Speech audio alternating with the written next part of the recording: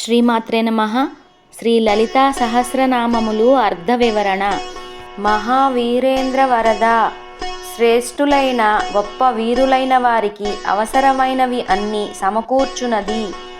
రాకిన్యంబా స్వరూపిణి, రాకిని అను పేరుగల అమ్మవారి రూపములో ఉండునది. మణిపూరాబ్జ నిలయ, మణిపూరక చక్రమునందు వసించునది అనగా నాభిస్థానమునందు.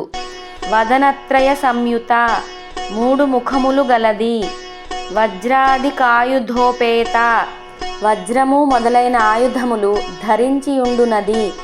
డామర్యాది భిరావృత, డామరీదేవి మొదలైన 10 మందిచే సేవింపబడినది అనగా 10 రేకుల పద్మం.